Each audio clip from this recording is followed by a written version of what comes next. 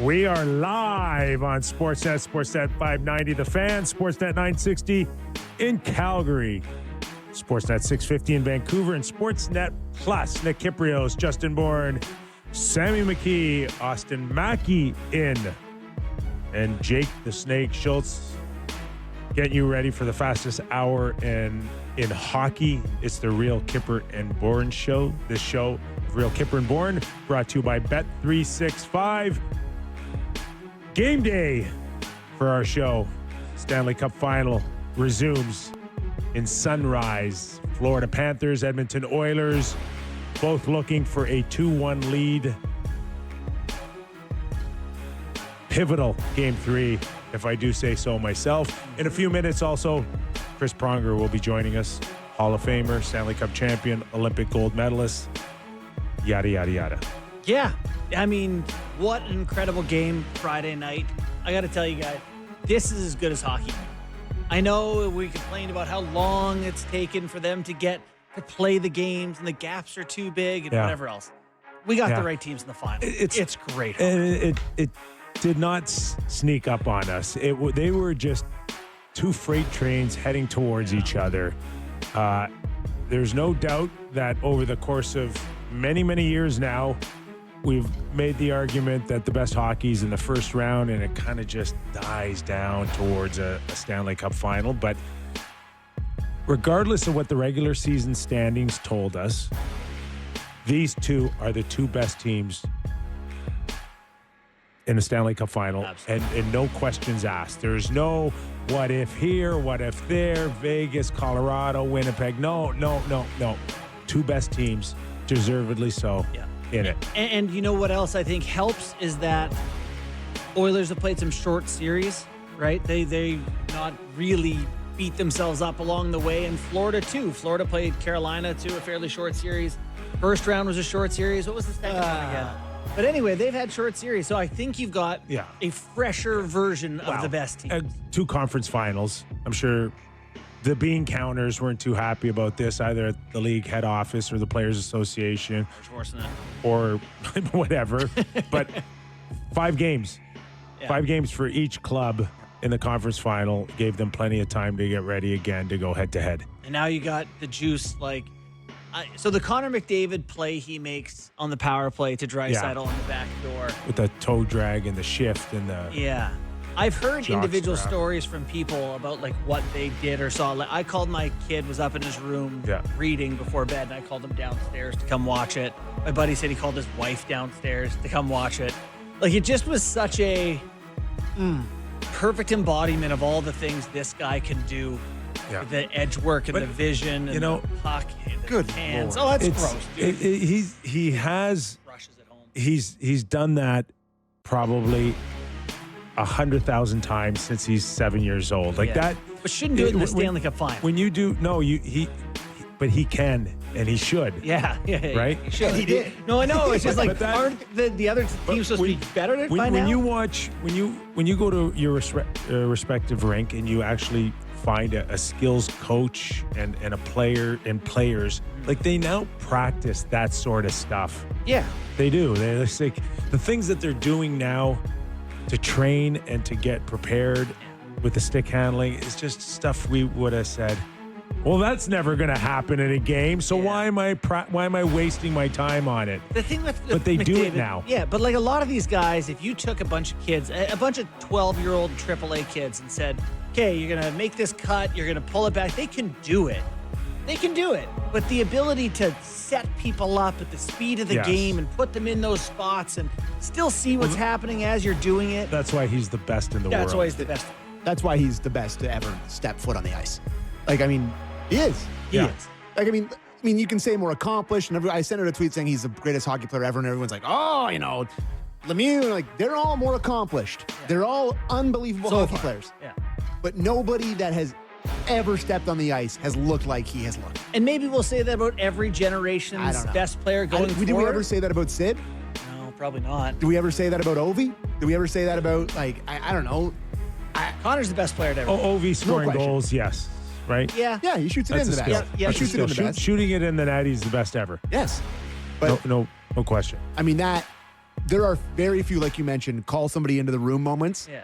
But that play legitimately took my breath away. Like I audibly gasped by myself sitting on my couch alone. I put my both hands behind my head, Yes. like just No way! Barkov and Ekblad, dude. They're no good. Barkov and Ekblad. But- What?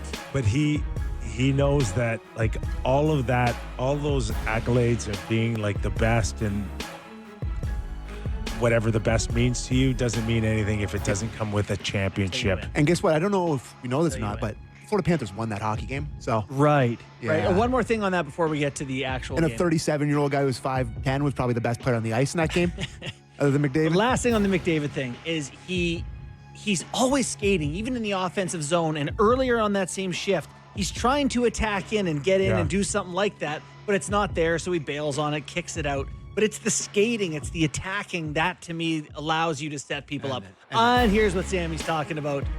Bradley. Could you have more respect for a guy than you have for Brad Marchand right now? I can't believe it. I can't believe how much I like him.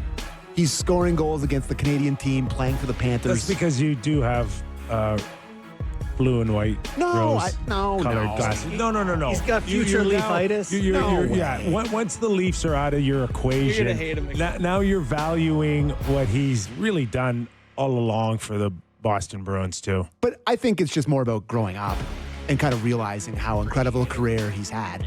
Like, I mean, You're growing up. earlier I was I just was like, I could never ever like that guy. And then you see him put on the Canada jersey and he's affable, and him burying Biz all the time. He's hilarious. Like, he's an incredibly likable guy, and he was dynamite in that hockey game on Friday night. Dynamite. Too good. Shorty. And I think he's got a couple of good more years in him. He doesn't look like he's ready to slow down anytime soon, despite knocking on the door of 40 in a few years. He's going to make a couple bucks this summer, Kipper. We have our man.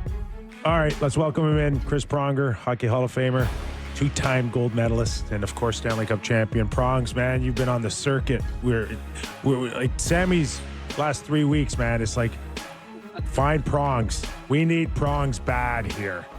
How's it going? I'm great. You guys don't need me. You got it all covered. No. I've been listening. No.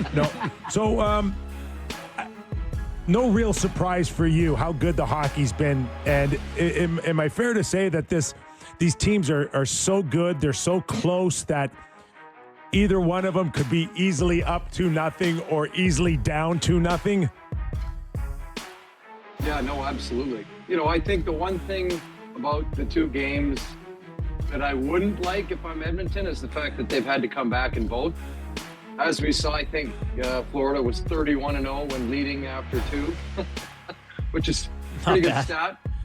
And now they're 31-1-1, I guess you could say. They lost the lead and then won in double overtime. But interesting how Edmonton seems to always be able to find a goal when they need it. But I don't know if they want to keep tempting fate that often with a Florida Panthers team that has had success, understands what it takes to win, and ultimately will lock down games when they absolutely need to. Do you think Sam McKee, and I'll say myself too, because I joined in on that, are way off base when making the Connor McDavid comments? I believe he said best player to ever wear skates. Is he worthy of those superlatives at this point? He's getting there. Yeah. I don't know if he's quite attained that status, but he certainly has the package. He's got everything that it takes to become that type of player. I think he needs a little bit more longevity, and he's missing What else? He's missing a large trophy. At It's Right. It's, I think we're talking about different things. It's kind of not fair, but it's fair that we can sit there and marvel at certain guys over the course of their careers. And there's a number of them, prongs, in history that can go back to Marcel Dion, Gilbert Perreault. We're talking about very, very talented guys, but without that silver trophy, man, it goes down many notches on how they're remembered. It does. And yes, hockey is a team sport, but I think they have shown, him and Draisaitl, the 1-2 punch that they have there, that given an opportunity, they can at least get them there.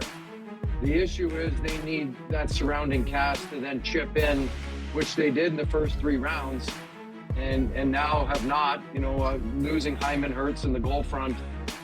Corey Perry has scored some huge goals for him, but they need more from the rest of the supporting cast to be able to finish it and win this year against the strong Florida Panthers team who, as I'm hopping on, you're talking about Todd Marchand, who plays on the third line and has scored big goals for Florida throughout the course of this playoffs and plays a pivotal role on that third line. And even their fourth line, they don't get a ton of ice time, but they don't lose momentum.